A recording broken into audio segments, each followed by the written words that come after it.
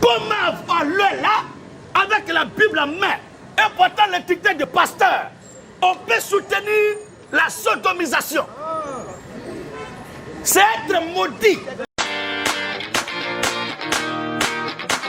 La sodomie est acceptée par la Bible. La Bible n'a pas condamné non plus. Hey! Barachet! La Bible n'a pas condamné non plus. Et aucun théologien, aucun pasteur ne peut me présenter le verset qui dit que la Bible a condamné cela. Moi, je ne le pratique pas parce que moi, au fait, beaucoup prennent choix de vie. Beaucoup prennent leur moralité pour la parole de Dieu. Ne prenons pas notre éducation pour la parole de Dieu. Si je ne conçois pas une chose, ça ne veut pas dire qu'elle devient la Bible. De Genèse à Apocalypse. Applaudissez! Go! Comprenez? Ah! Moi, Mon Dieu! Je ne suis pas peut-être adepte de cette pratique, mais ce n'est pas parce que je ne suis pas adepte de cette pratique que je dois la condamner. Elle n'est pas condamnée de manière formelle, bibliquement parlant. La Bible, tu ne coucheras pas avec un homme comme on couche avec une femme. C'est la seule chose que la Bible appelle une abomination. Donc, ça veut dire que le problème de la Bible, de la religion, va vers un homme qui va vers un autre homme. Oui. Mais la Bible n'a jamais spécifié comment l'homme doit se comporter avec sa femme. La Bible n'a jamais spécifié. Ce qui veut dire que dans un foyer, dans un mariage, l'homme est libre d'aller où il veut, de rentrer où il veut. D'un commun accord. Tant qu'il y a un trou. D'un commun accord. Oui. D'un commun accord. Et ça, c'est vraiment important de préciser. Oui. Parce que le commun accord, il vient dans le cadre réellement de ce qu'il y a à faire comme consensus. Oui. C'est-à-dire, moi, je veux me mettre avec toi. Voici ce que moi, j'aime. Oui. Elle aussi, voici ce que moi, j'aime. Oui. Si on a dit oui à ça, et qu'on rentre dans le couple, que tu finis par dire non, moi, je ne veux plus ça. Ma chérie, je t'ai déjà dit que c'est ce que j'aime. Et Corinthiens dit, il ne faudrait pas te priver, sinon priver ton corps, sinon ton mari de ton corps, pour ne pas que Satan vienne par une incontinence. Ça veut dire que le désir de ton mari, tu es capable de l'assouvir. Si depuis le début, il t'a dit, moi, c'est derrière, j'aime. Tu es consciente que c'est derrière, il aime. Tu dis, tu es chrétienne, ta moralité t'empêche de le faire, ne le marie pas. L'honnêteté. C'est ça le problème. Oui. Ne le marie pas. Parce que bibliquement, il n'y a pas. Le pasteur te dit non, ce n'est pas hygiénique. La Bible n'a jamais dit que faire l'amour devait être hygiénique. Faire l'amour, ce n'est pas de l'hygiène. Oui. Il faut être capable d'aller jusqu'au bout de ses idées, de pouvoir réaliser ce que ton mari veut. Parce qu'une fois que tu dis oui à ce qu'il t'a déjà dit qu'il aime. Oui. Donc ton corps ne t'appartient plus. Ton corps appartient à ce qu'il aime. Et il doit utiliser ton corps pour éteindre le feu. La Bible dit que celui qui brûle se marie. Donc le feu qui brûle en lui, qui t'a déjà prévenu, là, ce feu, il doit l'éteindre avec ton corps et vice-versa. Tiens. Et vice-versa. Parce que qu'est-ce qu'on voit aujourd'hui les tromperies? Qu'est-ce qu'aujourd'hui on voit les problèmes dans les couples? Mais c'est ce qu'on n'arrive pas. C'est que l'homme n'arrive pas à faire avec sa femme, la femme n'arrive pas à faire avec l'homme. C'est ça qui devient le problème. Donc déjà ce que moi je vais être capable de dire, c'est que la Bible n'a jamais défini comment est-ce qu'un homme doit aller avec sa femme. Donc la Bible n'a jamais défini aussi comment une femme doit aller avec l'homme. Non, la Bible n'a pas défini. Donc la femme est propriétaire du corps de son mari. C'est ce que la Bible a dit. Donc elle peut... Elle est propriétaire du corps de son mari. Et le mari est propriétaire du corps de sa femme. Donc, dans la mesure... Je sais où tu vas arriver. Donc, dans la mesure de l'accord... L'homme peut aller où il veut. La femme aussi peut aller où elle veut. Dans la mesure de l'accord. Sur le corps. Dans la mesure de l'accord. Si l'homme dit que lui, il est prêt à assouvir les désirs de sa femme, que sa femme lui dit, moi, c'est telle chose, moi, je veux. Moi, je veux pouvoir t'attacher. Il sera attaché. Ils aiment ça, les hommes. Il sera attaché. Si elle aussi, elle dit, moi, je veux que tu me ménotes, mais elle sera ménotée. Ils aiment ça. Chacun fait à l'autre ce qui va lui créer du plaisir.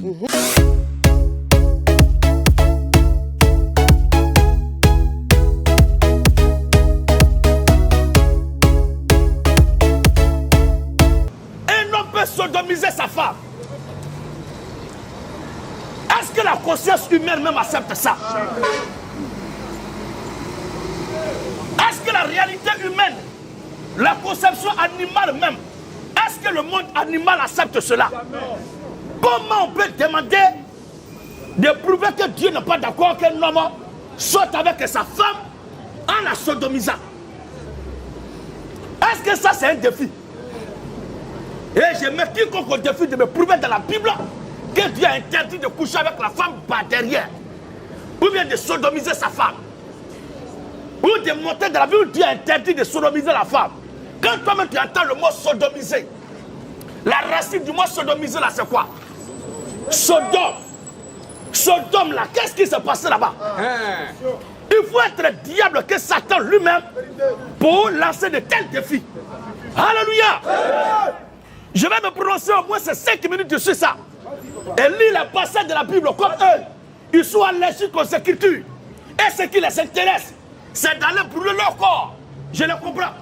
Parce qu'eux-mêmes, là, ils ne veulent pas rester garçons.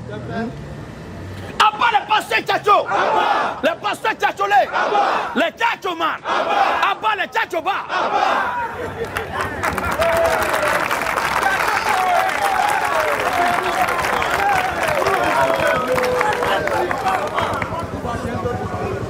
Alléluia.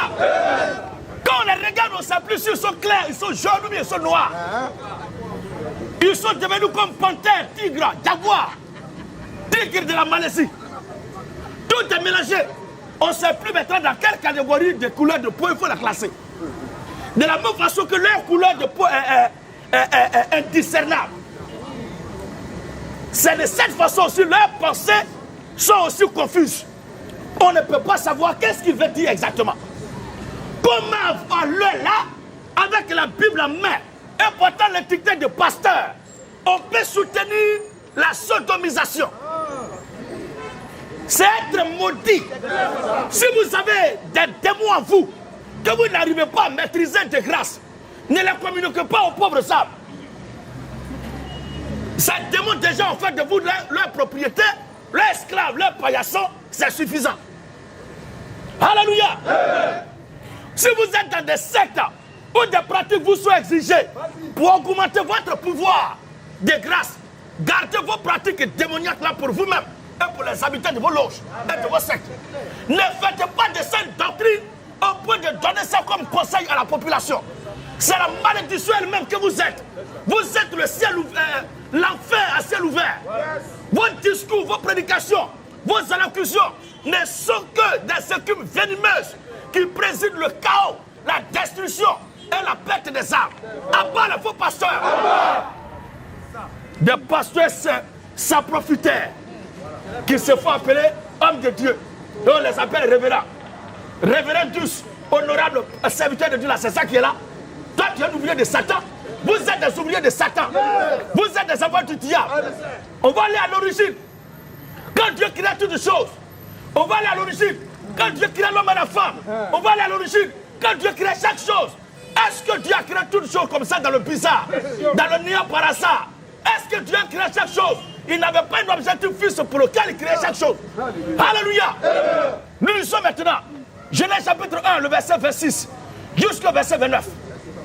Genèse chapitre 1er. Proverbe 16, le verset 4. Amen. Genèse chapitre 1er, le verset 26. Il est écrit. Puis Dieu dit. Écoutons ce passage. Les gens demandent, c'est écrit de ne pas sodomiser la femme.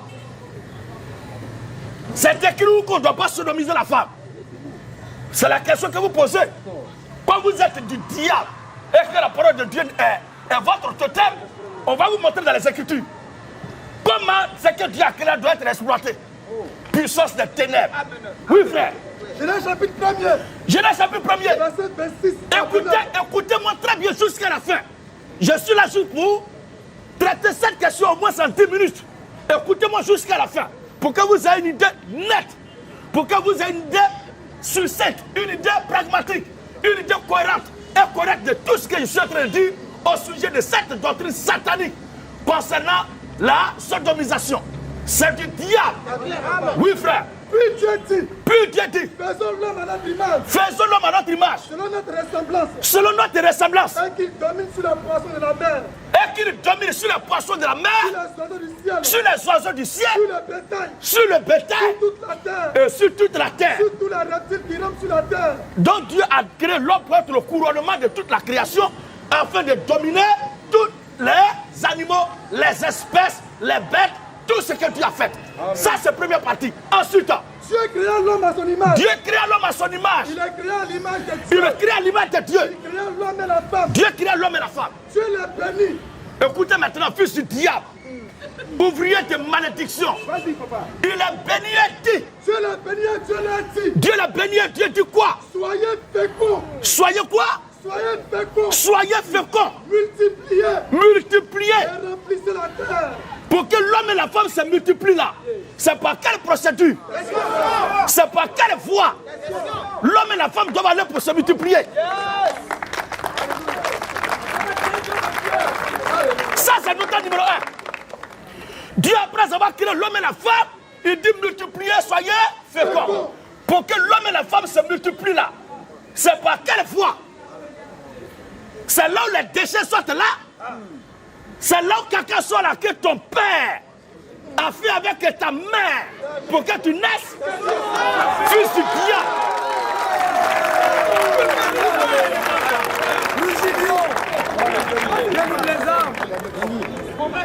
Alléluia. Je vous ai toujours dit que quand vous allez parler là, n'oubliez pas que je suis présent encore sur la terre.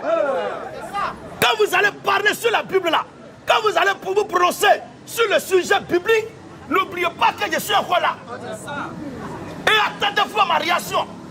Parce que vous pouvez raconter tout ce que vous voulez sur la société, sur les gens. Je n'ai pas de problème avec ça. Mais quand vous prenez la Bible pour justifier vos pratiques abominables, sataniques, démoniaques, lucifériennes, infernales, je me dois de redresser et recadrer les choses afin que les pauvres âmes ne soient pas pris dans vos filets de l'enfer. Abat les faux pasteurs.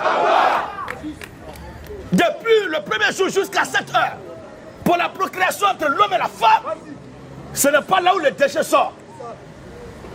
Ce n'est pas là quand on mange là où les déchets sortent. Ce n'est pas là-bas. L'usage normal, la voie normale, la procédure normale, le chemin normal que l'homme doit utiliser avec la femme pour se procréer, chacun de nous connaît. Quand on doit faire ce process-là, ce n'est pas là-bas où ça va. Quand une femme est enceinte là, et qu'elle doit accoucher, ce n'est pas là-bas. Où quelqu'un sort là. Comment toi, tu te dis homme de Dieu, prophète, ou archibishop, tu peux développer une telle théorie. Si vous êtes dans des sectes où vous êtes ligoté, on vous demande de pratiquer pour augmenter vos pouvoirs et vos forces pour envoûter des âmes, mais gardez ça pour vous.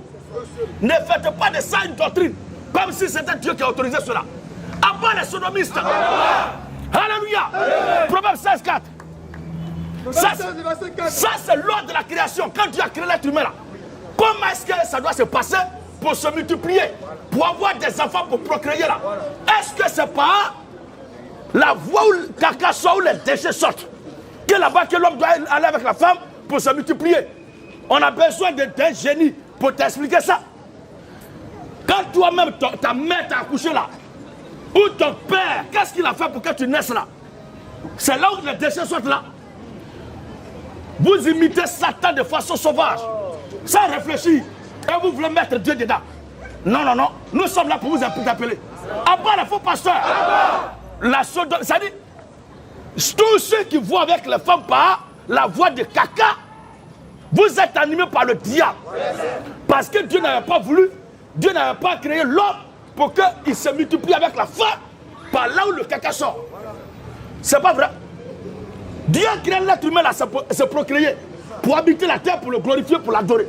Mais ceux qui doivent se multiplier là, la multiplication entre l'homme et la femme de la race humaine, pour la procréation là, tous nous savons par quelle voie nous sommes sortis. Et comment nos pères sont allés avec nos mères, pour que nous naissions. Vous êtes quittés où aujourd'hui avec une telle doctrine, il demande, c'est quel passage de la Bible qui le dit? Mais quand Dieu a dit de se multiplier, d'être fécond là, c'est par quelle voie on devait se multiplier? Alléluia. Abat les faux pasteurs. Ça c'est notre numéro 1. Maintenant, la suite là, on va voir. On va voir, ne coupez pas. Je veux qu'on aille jusqu'à la fin. Proverbe 16, le verset 4. L'éternel Dieu a tout fait pour un but. Ah bon? Ah bon? Vous attendez ce passage? L'éternel Dieu a tout fait pour un but. L'éternel Dieu a tout fait pour un but. Bon, le trou par lequel les déchets sortent là, nous sommes maintenant, tout ce qu'on mange et qui doit être rejeté. On va voir pourquoi Dieu a créé ça.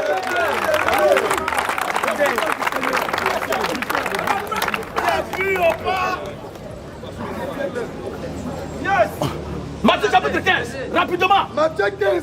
Matthieu 15. Verset 17 à 19. Écoutez maintenant. Ne comprenez-vous pas? Le Seigneur Jésus-Christ fait des remontrances à ses fidèles, à ses disciples-ci. Lorsqu'il partait de ses parents, de ce qui devait souiller l'homme et de ce qui ne devait pas le souiller, il va faire la part des choses. Et Jésus l'a dit. Jésus l'a dit. Vous aussi. Êtes-vous encore sans intelligence? Êtes-vous encore Sans intelligence. comme ces pasteurs-là? Êtes-vous encore sans intelligence? Ne comprenez-vous pas Ne comprenez-vous pas que tout ce qui entre dans la bouche tout ce qui entre dans la bouche va dans le ventre, va dans le ventre, puis est jeté dans le lieu secret. donc ce lieu-là, il a été créé pour évacuer les déchets. L'Éternel Dieu a tout fait pour un but. Ce qu'on mange et qui ne sert plus maintenant à l'organisme et qui doit être rejeté, les déchets là. Il y a un tunnel que Dieu a prévu pour évacuer ces déchets. Pour faire vidange. Pour libérer le ventre. C'est pour ça que ce trou-là a été fait par Dieu. Pour que les déchets qui ne sont plus utiles à l'organisme soient évacués par là. Ce n'est pas par là que la procréation doit se faire. Alléluia. Est-ce qu'on se suit bien? Il y a les tuyaux qui sont faits pour alimenter la maison par l'eau de ceux de-ci. Et il y a des tuyaux qui sont faits pour évacuer les déchets de la maison, pour les déverser dans les caca sport, dans les déchets, dans les ordures. Donc, dans la maison, c'est vrai qu'il y a plusieurs tuyaux, mais chaque tuyau a son rôle. Celui qui s'en va puiser dans le tuyau de déchets là, c'est que ces maladies tu cherches. Si tu t'en vas puiser dans l'évacuation des déchets, c'est que tu es un fou. Mais celui qui doit être en bonne santé, qui veut sa santé, il doit puiser dans le robinet de l'eau potable.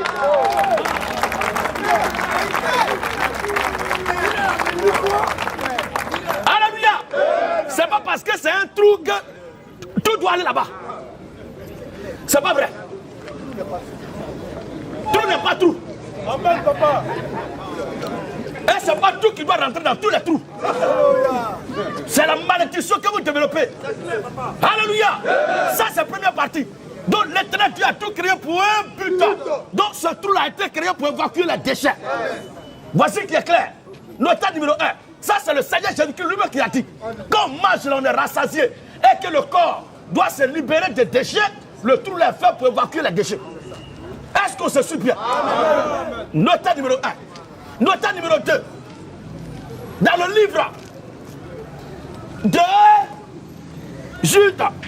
Mais avant d'aller à Jude, prenons Romains chapitre 1, le verset 22 jusqu'au verset 29. Romains 1. Préparez ça. Et il y a un passage qu'ils sont pris pour tordre le cou. Ou deux passages. On va lire les deux passages pour donner la compréhension selon l'Esprit de Dieu. Genèse chapitre 4. Le verset 1 à 4, et aussi Genèse chapitre 19, le verset 1 à 5. Et le troisième nous prépare le kata qui va le faco. Alléluia. Genèse chapitre 1, le verset 5 à 8. C'est le dernier passage. On va prendre la question-réponse. Parce que c'est un sujet honteux. C'est scrognonieux, on ne doit pas perdre le temps dessus. Comment on doit aller la déployer l'énergie pour prouver que l'homme ne doit pas coucher avec la femme dans son anus? C'est ça encore, on va prêcher. On doit déployer son énergie encore pour vous démontrer que cela c'est pour caca. Et que ce n'est pas là-bas on doit faire pour faire enfant ou bien quoi pour se reproduire. Et que ce trou-là, Dieu ne l'a pas fait cela pour que l'homme et la femme aillent ensemble dedans. Mais ça peut évacuer les déchets.